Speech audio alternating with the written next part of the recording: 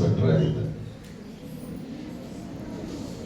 ನಿಮ್ಗೆ ಇವತ್ತಿನ ದಿವಸ ಯಾರು ದೊಡ್ಡ ಡಾನು ಲೀಡ್ರು ಅವರು ಇವರೆಲ್ಲ ಅಂತಿದ್ದಾರಲ್ಲ, ಅವ್ರನ್ನ ಕೇಳಿ ಇಂಟ್ರಡಕ್ಷನ್ ಅವ್ರು ಕೊಡ್ತಾರೆ. ಈಗ ವಿಚಾರಕ್ಕೆ ಬರೋಣ. ಮೊಟ್ಟ ಮೊದಲನೇದಾಗಿ ಇವತ್ತಿನ ದಿವಸ ಆಗ್ತಾ ಇರ್ತಕ್ಕಂತಹ ಈ ಕಾರ್ಯಕ್ರಮಕ್ಕೆ ಶುಭಾಶಯವನ್ನು ಕೋರ್ತಾ, ಈ ಉದ್ಘಾಟನಾ ಕಾರ್ಯಕ್ರಮದಲ್ಲಿ ರೇಂಜಸ್ ಮತ್ತು ರೋವರ್ಸ್ ಎರಡು ಜೊತೆಗೆ ಪಠ್ಯೇತರ ಚಟುವಟಿಕೆಗಳು, ಸಾಂಸ್ಕೃತಿಕ ಕಾರ್ಯಕ್ರಮಗಳು, ಅದರೊಟ್ಟಿಗೆ ಕ್ರೀಡೆಗಳು, ಇದರ ಉದ್ಘಾಟನಾ ಕಾರ್ಯಕ್ರಮದಲ್ಲಿ ಭಾಗಿಯಾಗಿದ್ದು ಖುಷಿಯಾಗಿದೆ. ಮತ್ತೆ ನಿಮ್ಗೆಲ್ಲರಿಗೂ ಹಾರ್ದಿಕ ಅಭಿನಂದನೆಗಳು. ಯಾಕೆಂದ್ರೆ ವರ್ಷ ಸ್ಟಾರ್ಟ್ ಆಗ್ತಾ ಇದೆ ಈ ಕಾರ್ಯಕ್ರಮ. ಈ ವರ್ಷ ಶುರುವಾಗ್ತಿರತಕ್ಕಂತಹ ಈ ಕಾರ್ಯಕ್ರಮ ಪ್ರತಿ ವರ್ಷದಂತೆ ನಾವು ರೋಟೀನ್ ಆಗಿ ಹೋಗ್ತೀರಾ. ನಿಮ್ಮನ್ನೆಲ್ಲ ಮಾಡಿರ್ತಾರಲ್ಲ, ಕಮಿಟಿನಲ್ಲೆಲ್ಲ ಮಾಡಿದಾರ, ನಿಮ್ಗೆಲ್ಲ ಅವಕಾಶ ಕೊಟ್ಟಿರ್ತಾರ. ಏನ್ ಇವತ್ತಿನ ಜನರೇಷನ್ಗೆ ಅವಶ್ಯಕತೆ ಇದೆ, ನಾವು ಏನನ್ನ ಮಾಡಬಹುದು ಚೆನ್ನಾಗಿ ಅನ್ನೋದ್ರ ಕಡೆ ಗಮನವನ್ನ ಕೊಡಿ. ಇನ್ನೇನು ಬಿಗ್ ಬಾಸ್ ಸ್ಟಾರ್ಟ್ ಆಗುತ್ತಲ್ಲ, ಲಾಸ್ಟ್ ಸೀಸನ್ ಯಾರು ವಿನ್ನರು? ಹನುಮಂತನ. ರನ್ನರ್ ಯಾರು? ಯಾರಮ್ಮ? ವೈಸ್ ಪ್ರೆಸಿಡೆಂಟ್ ಆಫ್ ಇಂಡಿಯಾ ಯಾರಮ್ಮ?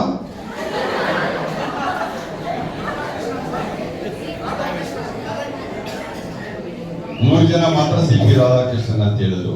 ಬಿಗ್ ಬಾಸ್ ಹೇಳ್ತಾ ಇದ್ದಂಗೆ ಎಲ್ಲಾರು ವಿನ್ನರ್ ಇಲ್ಲಿ. ರನ್ನರ್ ಕೇಳಿದ್ರು ಅವ್ರಿಗೆ ಎದ್ದು ಬಿದ್ದು ಹೇಳ್ತಾರೆ ಆನ್ಸರ್ ಮಿಸ್ ಆಗುತ್ತೆ ಅಂತ. ವೈಸ್ ಪ್ರೆಸಿಡೆಂಟ್ ಆಫ್ ಇಂಡಿಯಾ ಯಾರು ಅಂದ್ರೆ ಗೊತ್ತಿಲ್ಲ. ನಿಮಗೆ ಯಾವ್ದಾದ್ರು ಎಕ್ಸಾಮ್ ಅಲ್ಲಿ ಬಿಗ್ ಬಾಸ್ ವಿನ್ನರ್ ಯಾರು ಅಂತ ಕೇಳ್ತಾರೆ, ಸಮಸ್ಯೆ ಇಲ್ಲೇ ಇರೋದು. ನಮಗೆ ಜೀವನದಲ್ಲಿ ಏನ್ ಬೇಕೋ, ಏನ್ ಅವಶ್ಯಕತೆ ಇದೆಯೋ ಅದನ್ನ ಹೊರತು ಅನವಶ್ಯಕತೆ ಅಂತ ಯಾವುದಕ್ಕೆ ಲೆಸ್ ಇಂಪಾರ್ಟೆನ್ಸ್ ಕೊಡಬೇಕು ಅದಕ್ಕೆ ಹೆಚ್ಚಿನ ಇಂಪಾರ್ಟೆನ್ಸ್ ಕೊಡುವಂಥದ್ದು ಆಗ್ತಾ ಇದೆ. ನನ್ನ ಗಮನ ಲಾಸ್ಟ್ ಬೆಂಚಸ್ ಮೇಲೆ ಇರುತ್ತೆ. ನನಗೆ ಗೊತ್ತಿದೆ ಹೆಣ್ಮಕ್ಳಿಗೆ ಸ್ವಲ್ಪ ಸಮಸ್ಯೆ ಇದೆ, ಪಕ್ಕದಲ್ಲಿ ಮಾತಾಡಿಲ್ಲ ಅಂದ್ರೆ ಜೀರ್ಣ ಆಗಲ್ಲ ಅಂತ.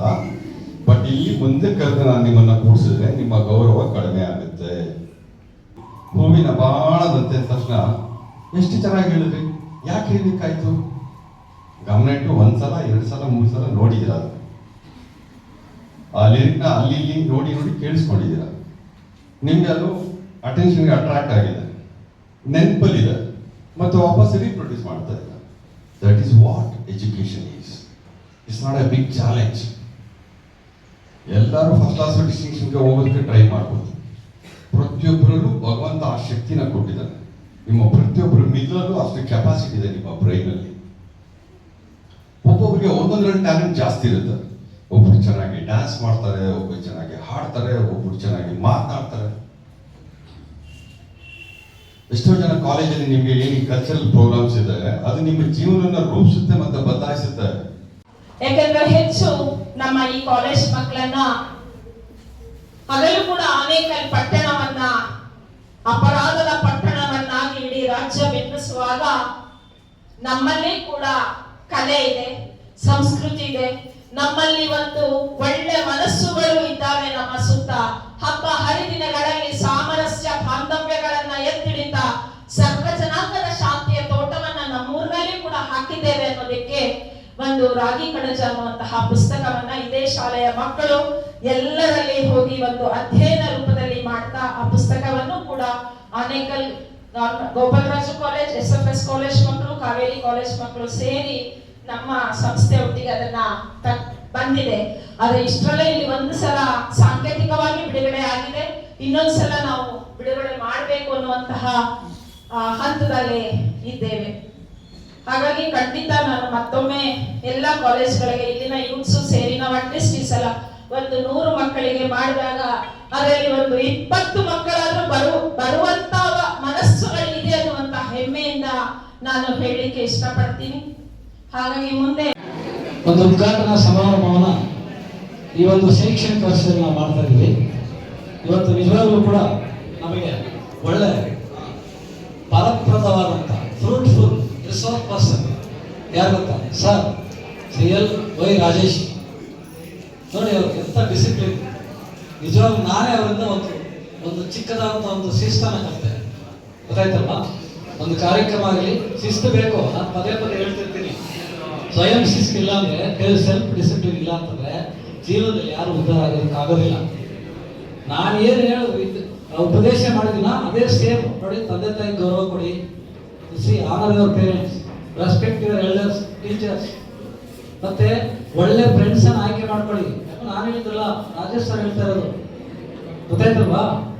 ಈಗ ಈ ಸೋಷಿಯಲ್ ಮೀಡಿಯಾದಲ್ಲಿ ಬರುವಂತಹ, ಸಾಮಾಜಿಕ ಮಾಧ್ಯಮದಲ್ಲಿ ಬರುವಂತಹ ಯೂಟ್ಯೂಬ್ ಇರ್ಬೋದು, ಇನ್ಸ್ಟಾಗ್ರಾಮ್ ಇರ್ಬೋದು, ಇಂಟರ್ನೆಟ್ ಇರ್ಬೋದು, ನಾನು ಕೂಡ ಪದೇ ಪದೇ ಈ ಸಿಲೆಬಸ್ ಜೊತೆಗೆ ಅವಾಗ ಹೇಳ್ತಿರ್ತೀನಿ ನಮ್ಮ ವಿದ್ಯಾರ್ಥಿ ಮಿತ್ರರಿಗೆ, ಸರಿಯಾದಂಥ ಸ್ನೇಹಿತನ ಆಯ್ಕೆ ಮಾಡ್ಕೊಳ್ಳಿ. ಯಾಕಂತಂದ್ರೆ ಯೌವನಾವಸ್ಥೆ ಅನ್ನೋದು ನಿಮ್ಮನ್ನ ಉದ್ಧಾರ ಮಾಡ್ಬೋದು, ಅಡದಾರ ಇಳಿಸ್ಬೋದು. ಸೊ ಅಂತ ಒಂದು ಹಿತವಚನ ನಮ್ಗೆ ಬೇಕಾಗಿತ್ತು, ನಮ್ಮ ವಿದ್ಯಾರ್ಥಿ ಸಮುದಾಯಕ್ಕೆ ಬೇಕು. ಯುವಕರಿಗೆ ನಿಮ್ಗೆ ಗೊತ್ತಾಗಲ್ಲ, ಈಗ 3 ವರ್ಷ 6 ಸೆಮಿಸ್ಟರ್ ನಮ್ಮ ಕಾಲೇಜಲ್ಲಿ ಏನು ಕಲಿತಿರಲ್ವಾ, ಅದು ನಿಮ್ಮ ಕ್ಯಾರೆಕ್ಟರ್ನ ರೂಪಿಸುತ್ತೆ. ತಿಳ್ಕೊಳ್ಳಿ, ನಾವು TC ಕೊಡುವಾಗ ನಿಮ್ಮ ಕ್ಯಾರೆಕ್ಟರ್ ಸರಿ ಇಲ್ಲ ಅಂತ ಒಂದು ಪದ ಬಳಸಿದ್ರೆ ಇಲ್ಲೂ ಏನೂ ಆಗೋದಿಲ್ಲ, ತುಂಬಾನೇ ಕಷ್ಟ ಆಗುತ್ತೆ. ವಿದ್ಯೆಗೆ ಬೆಲೆ ಇದೆ, ಗೊತ್ತಾಯ್ತಲ್ವಾ? ನಿಮ್ಮ ಪದವಿಗೆ ಬೆಲೆ ಇದೆ, ಅದನ್ನ ನೀವು ತಿಳ್ಕೊಳ್ಳಿ. ನಿಮ್ಮ ಸ್ವಂತ ಉದ್ಧಾರಕ್ಕೆ ನೀವು ಓದಿ, ಅದನ್ನೇ ರಾಜೇಶ್ ಸರ್ ಹೇಳಿದ್ರು. ಮತ್ತೆ ನಮ್ಮ ಮಮತಾ ಮೇಡಮ್ ಅವತ್ತು ನಿಮ್ಗೆ ಎಂತ ಒಂದು ಅವರು ಸಾಹಿತಿ ತರ ಹೇಳಿದ್ರು ಗೊತ್ತಾ? ಅವ್ರು ಸಾಹಿತ್ಯ ಓದಿದ್ದಾರೆ, ಎಷ್ಟೋ ವಿಷಯ ತಿಳ್ಕೊಂಡಿದ್ದಾರೆ. ನಮ್ಮ ಕಾಲೇಜಿಗೆ ಎಷ್ಟೋ ವಿದ್ಯಾರ್ಥಿಗಳಿಗೆ ಈ ರೀತಿ ಅವರು ಏನದು ಮೋಟಿವೇಶನ್ ಮಾಡಿದ್ದಾರೆ. ಇದನ್ನೆಲ್ಲ ನೀವು ಉಪಯೋಗ ತಗೋಬೇಕು. ಸುಮ್ಮನೆ ಕಾರ್ಯಕ್ರಮ ಮಾಡಿದ್ವಿ, ಬಂದ್ವಪ್ಪ, ಭಾಷಣ ಕೇಳಿದ್ವಿ, ಚಪ್ಪಾಳೆ ಹೊಡೆದ್ವಿ, ಹೋದ್ವಿ ಅಂತ ಮರ್ಬಿಡೋದಲ್ಲ. ನಾವೇನು ಇವತ್ತು ಬಂದು ಅವ್ರು ಏನು ಅತಿಥಿಗಳು ಏನು ಹೇಳ್ತಾರೆ ಅದನ್ನ ನೀವು ಸ್ವಲ್ಪ ಮನಸ್ಸಲ್ಲಿ ಇಟ್ಕೊಂಡು ಸಾಮಾಜಿಕ ಜಾಲ ಮಾಧ್ಯಮದಲ್ಲಿ ನಮ್ಮ ನೇತ್ರ ಮೇಡಮ್ ಹೇಳಿದಾಗೆ ನೀವು ಅಪರಾಧಿಗಳ ತರ ಕಾಣಿಸ್ಕೋಬೇಡಿ. ಒಳ್ಳೆ ಸಮಾಜದ ವ್ಯಕ್ತಿಗಳಾಗಿ ಸಮಾಜಕ್ಕೆ ಏನಾದರೂ ಕೊಡುಗೆ ಕೊಡುವಂತ ಒಳ್ಳೆಯ ಪ್ರಜೆಗಳಾಗಿ ರೂಪಿಸಲ್ಪಡ್ಬೇಕು ಅನ್ನೋದೇ ನಮ್ಮ ಉದ್ದೇಶ, ಈ ಕಾರ್ಯಕ್ರಮ ಉದ್ದೇಶ.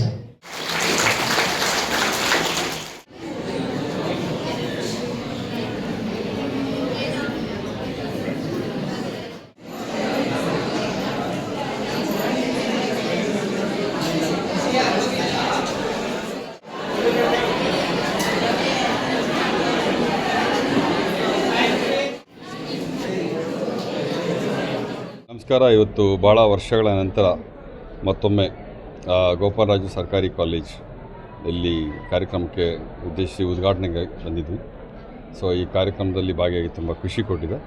ಯಾಕಂದರೆ ಕಾಲೇಜಿನ ವಿದ್ಯಾರ್ಥಿಗಳಿಗೋಸ್ಕರ ಪಠ್ಯೇತರ ಚಟುವಟಿಕೆಗಳು, ಸಾಂಸ್ಕೃತಿಕ ಕಾರ್ಯಕ್ರಮಗಳು, ರೇಂಜಸ್ ಮತ್ತು ರೋವರ್ಸ್ ಜೊತೆಗೆ NSS ಈ ಶಿಬಿರಗಳ ಉದ್ಘಾಟನೆ ಕಾರ್ಯಕ್ರಮ ಹಮ್ಮಿಕೊಂಡಿದ್ದು, ಕಾಲೇಜು ವಿದ್ಯಾರ್ಥಿಗಳಲ್ಲಿ ಒಂದು ಜೀವನದಲ್ಲಿ ಒಂದು ರೂಪದಲ್ಲಿ ಒಂದು ಬದಲಾವಣೆ ತರಬೇಕು ಅಂದರೆ ಇದೆಲ್ಲ ತುಂಬ ಅಗತ್ಯ ಇದೆ.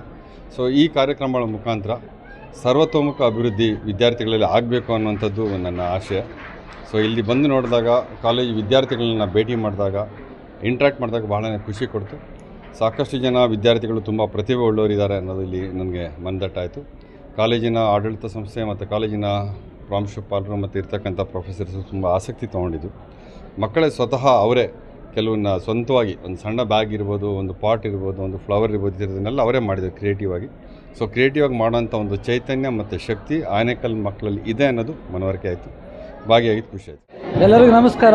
ಇವತ್ತು ನಮ್ಮ ಡಾಕ್ಟರ್ ಎಸ್ ಗೋಪಾಲರಾಜು ಸರ್ಕಾರಿ ಪ್ರಥಮ ದರ್ಜೆ ಕಾಲೇಜಲ್ಲಿ ನಾವತ್ತು 2025-26ನೇ ಸಾಲಿನ ಈ ಪಠ್ಯೇತರ ಚಟುವಟಿಕೆಗಳ ಅಂದರೆ ಸಾಂಸ್ಕೃತಿಕ, ಕ್ರೀಡಾ, NSS, ರೇಂಜಸ್, ರೋವರ್ಸ್ ಈ ಒಂದು ಪಠ್ಯೇತರ ಚಟುವಟಿಕೆಗಳ ಒಂದು ಉದ್ಘಾಟನಾ ಸಮಾರಂಭವನ್ನು ಇವತ್ತು ನಾವು ಮಾಡ್ಕೊಂಡಿದ್ವಿ. ಸೊ ಇವತ್ತು ನಮ್ಮ ಎಲ್ಲ ವಿದ್ಯಾರ್ಥಿಗಳು ಇದರ ಪ್ರಯೋಜನ ಪಡ್ಕೊಂಡಿದ್ದಾರೆ. ಇದಕ್ಕೆ ಮುಖ್ಯ ಅತಿಥಿಗಳಾಗಿ ರಾಜೇಶ್ ಸರ್ ಅವರು DYSP ಲೋಕಾಯುಕ್ತ SIT ವಿಭಾಗದಿಂದ ಬಂದಿದ್ದರು. ಮತ್ತು ಇನ್ನೂ ಗಣ್ಯಮಾನ್ಯರು ಬಂದು ಈ ಕಾರ್ಯಕ್ರಮವನ್ನು ಯಶಸ್ವಿ ಮಾಡಿಕೊಟ್ಟಿದ್ದಾರೆ. ಮತ್ತು ಪ್ರಥಮ, ದ್ವಿತೀಯ ಮತ್ತು ದ್ವಿತೀಯ ದರ್ಜೆಯ ಎಲ್ಲ BA, BCom, BBA, BCA ವಿದ್ಯಾರ್ಥಿಗಳು ಇವತ್ತಿನ ಕಾರ್ಯಕ್ರಮದಲ್ಲಿ ಭಾಗವಹಿಸಿ ಇವತ್ತು ಕಾರ್ಯಕ್ರಮನ ಯಶಸ್ವಿ ಮಾಡಿಕೊಟ್ಟಿದ್ದಾರೆ. ಈ ಒಂದು ಸಂದರ್ಭದಲ್ಲಿ ಎಲ್ಲರಿಗೂ ನಾನು ಅಭಿನಂದನೆಗಳು, ಧನ್ಯವಾದಗಳನ್ನು ಹೇಳೋದಕ್ಕೆ ಇಷ್ಟಪಡ್ತೇನೆ. Thank you. ನಮಸ್ಕಾರ ಎಲ್ಲರಿಗೂ. ನಮ್ಮ ಗೋಪಾಲರಾಜು ಕಾಲೇಜಲ್ಲಿ ಇವತ್ತು ಸಾಂಸ್ಕೃತಿಕ, ಕ್ರೀಡಾ NSS ಇತರ ಚಟುವಟಿಕೆಗಳ ಉದ್ಘಾಟನಾ ಕಾರ್ಯಕ್ರಮ ನಡೆಸ್ಕೊಂಡಿದ್ದೀವಿ ಇವತ್ತು ಸ್ಪೆಷಲ್ ಏನು ಅಂದರೆ ನಮ್ಮ ಕಾಲೇಜಲ್ಲಿ ಥಿಯೇಟರ್ ಕ್ಲಬ್ ಶುರು ಮಾಡಿದ್ದೀವಿ. ನಮ್ಮ ಮಕ್ಕಳಿಗೆ ನಾಟಕ ಅಂದರೆ ಏನು ಅಂತ ಗೊತ್ತಾಗಬೇಕು, ಹಾಗಾಗಿ ಪುನೀತ್ ಶೆಟ್ಟಿ ಅವ್ರನ್ನ ವರ್ಕ್ಶಾಪಿಗೆ ಕರೆಸಿದ್ದೀವಿ. ಅವರು ಹೇಳ್ಕೊಡ್ತಾರೆ, ನಾಟಕ ಹೇಳ್ಕೊಡ್ತಾರೆ, ಹಾಡು ಹೇಳ್ಕೊಡ್ತಾರೆ. ನಮ್ಮ ಮಕ್ಕಳಿಗೂ ಸರ್ವತೋಮುಖ ಡೆವಲಪ್ಮೆಂಟ್ ಆಗಬೇಕು ಅಂತ ಹೇಳಿ ನಾವು ಈ ಥರ ಎಲ್ಲ ಪ್ರೋಗ್ರಾಮ್ಸ್ ಮಾಡ್ತಾಯಿದ್ದೀವಿ. ನಮ್ಮಲ್ಲಿ ಎಕೋ ಕ್ಲಬ್ ಇದೆ. ಎಕೋ ಕ್ಲಬ್ಬಲ್ಲಿ ಪ್ರಶಾಂತ್ ಅಂತ ಬಂದಿದ್ದರು, ಪ್ರಶಾಂತ್ ಬದ್ರಿನಾಥ್. ಅವರು ಬಂದು ನಮ್ಮ ಮಕ್ಕಳಿಗೆ ಗೌರೇನಹಳ್ಳಿಗೆ ಕರ್ಕೊಂಡು ಹೋಗಿ ಅಲ್ಲಿ ಇರೋವಂಥ ಪಕ್ಷಿಗಳನ್ನೆಲ್ಲ ನಮಗೆ ಪರಿಚಯ ಮಾಡಿಸಿದ್ರು. ಆಮೇಲೆ ನಾನು ಅದೊಂದು ಹವ್ಯಾಸ ಅಷ್ಟೇ. ನಮ್ಮ ಕಾಲೇಜಲ್ಲಿ ಎಷ್ಟೊಂದು ಮರಗಳಿದೆ, ಆ ಮರಗಳು ಸೆನ್ಸಸ್ ಮಾಡಿದ್ದೀವಿ. 23 ಪ್ರಭೇದದ ಮರಗಳಿದೆ, ಆಮೇಲೆ 32 ಪ್ರಭೇದದ ಪಕ್ಷಿಗಳಿದೆ. ಅದನ್ನೆಲ್ಲ ಲೆಕ್ಕ ಹಾಕಿ ನಾವು ಅದನ್ನು ಜರ್ನಲ್ ಮಾಡ್ತಾಯಿದ್ವಿ. ಇದು ಇಕೋ ಕ್ಲಬ್ಬಲ್ಲಿ ನಡೆಯುತ್ತೆ. NSS ನಾವು ಹಳ್ಳಿಗಳಿಗೆ ಹೋಗ್ಬಿಟ್ಟು ಎಲ್ಲ ಕ್ಲೀನ್ ಮಾಡಿ ಸ್ವಚ್ಛತೆ ಬಗ್ಗೆ, ಪರಿಸರದ ಬಗ್ಗೆ ಎಲ್ಲ ಮಾತಾಡ್ತೀವಿ. ಅದನ್ನು ನಾವು ಮಾಡ್ತಾಯಿದ್ವಿ.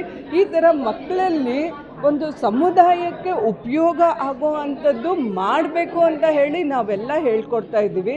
ಸೊ ಅದೆಲ್ಲ ಆಗ್ತಿರೋದು ನಮ್ಮ ಗೋಪಾಲರಾಜು ಕಾಲೇಜಲ್ಲಿ. ನಮ್ಮ ಲೆಕ್ಚರರ್ಸ್ ಅಂತೂ ತುಂಬ ಟ್ಯಾಲೆಂಟೆಡ್ ಇದ್ದಾರೆ.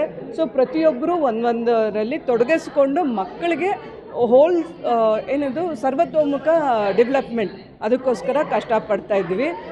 ಹೀಗೆ ಮುಂದೆನೂ ನಮ್ಮ ಕಾಲೇಜು ಡೆವಲಪ್ ಆಗುತ್ತೆ ಅನ್ನೋ ಹೋಪ್ಸ್ ನನಗಿದೆ. Thank you so much.